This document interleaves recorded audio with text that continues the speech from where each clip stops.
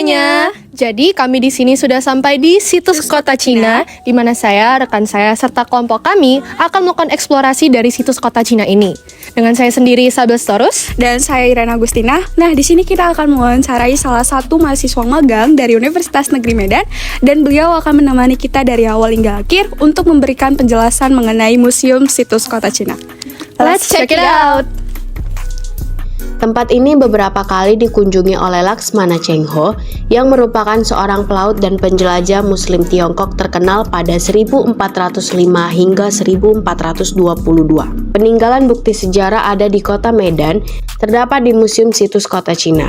Di dalam museum ini terdapat banyak sekali kerang-kerang, koin, keramik, tembikar, arca, tulang hewan, fosil, dan masih banyak penemuan lainnya lagi. Nah, di sini kami sudah bersama narasumber kami yaitu Bang Rangga. Halo. Nah, Bang, kami boleh kan di sini nanya-nanya mengenai sejarah tentang Museum Kota Cina ini? Nah, jadi sebelum itu, Bang, Abang udah berapa lama nih magang di sini? Kurang lebih selama sebulan. Selama sebulan. Oh.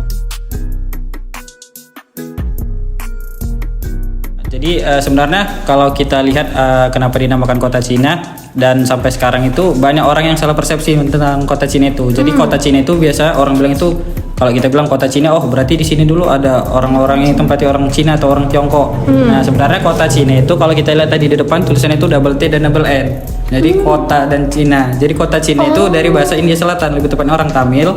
Nah jadi kalau diartikan itu sebagai pelabuhan kecil yang indah. Oh, jadi sebenarnya bukan kota Cina tapi ada nama lain di balik nama tersebut. Dan kalau di sini itu ada yang pertama dan jelas itu adalah bandar perdagangan. Dan itu salah satu yang teramai pada masa itu yang berpusat di Selat Malaka, dan selain itu ada kegiatan industri dan kegiatan keagamaan. Jadi artinya masyarakat di sini itu sudah dapat dikatakan sebagai masyarakat metropolitan pada masa itu. Sudah seperti sekarang ya kotanya, sudah modern pada masa itu. Hutan Pedalaman Sumatera Utara telah memberikan berbagai macam hasil hutan dengan nilai ekonomis yang sangat tinggi, sehingga ini tuh menjadi daya tarik untuk bangsa asing. Nah, contohnya itu yang pertama ada emas, terus ada belerang, ada kemenyan, terus ada barus, ada lada, gading gajah, madu, dan beberapa hal yang lainnya lagi.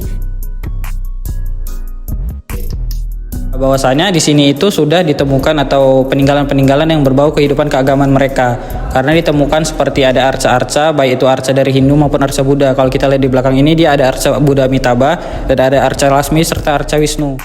Dan selain ini ada juga kehidupan atau peninggalan-peninggalannya seperti aliran air suci. Kalau bisa kita lihat itu ada batu. Nah, jadi batu itu merupakan yang digunakan untuk ritual peradaban atau ritual keagamaan mereka. Nanti di situ ada air sucinya mereka, yaitu air suci Lingga.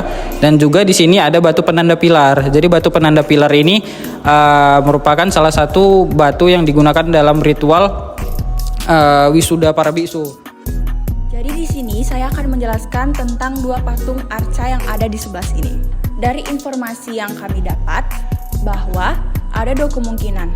Yang pertama, ada suatu suku datang dan menemukan patung atas peninggalan zaman dahulu, dan mereka itu memenggal patung ini karena mereka tuh mengiranya ada harta karun atau ada emas. Ternyata pas mereka penggal itu nggak ada. Nah, dan kemungkinan kedua itu mereka memenggal ini sebagai tanda bahwa kota Cina itu pernah diserang.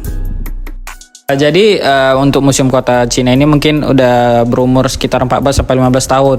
Namun untuk daerahnya sendiri atau situsnya ini sudah pertama kali dilakukan penelitian sejak tahun 1974. Nah, jadi pertama kali itu dilakukan oleh seorang berkebangsaan Inggris, namanya itu Pak Edward Mackinnon almarhum. Beliau baru meninggal tahun ini kemarin. Beliau itu datang kemari ketika ada seorang pedagang yang menawarkan beliau itu sebuah arca. Museum ini pernah dilakukan pemindahan, bahwasanya dulu pertama kali itu museumnya terletak di belakang sana, cuman karena di sana itu ada air pasang, banjir pasang atau banjir rob, lalu kemudian dipindahkanlah kemari. Jadi sebenarnya sendiri untuk museum ini beberapa kali atau paling tidak dalam sebulan itu ada 2 kali mengalami banjir yang disebabkan oleh air pasang, dan air pasangnya itu terjadi baru sekitar 6 atau 8 tahun begitu karena adanya bendungan yang pecah yang terletak di Danau Siombak dan itu menyebabkan yang semula di sekitar ini adalah air tawar lalu berubah menjadi air payau, dan air payau itu sifatnya membuat karat dan membuat keropos batu bata dan airnya masuk ke dalam. Jadi mungkin salah satu fenomena yang cukup unik di sini itu adalah ketika jam 2 siang, ketika jam 3 siang atau jam 3 sore pada tanggal-tanggal tertentu, biarpun keadaannya cerah, air itu bisa naik sendiri dan tentunya dapat turun sendiri juga ketika air itu mulai surut.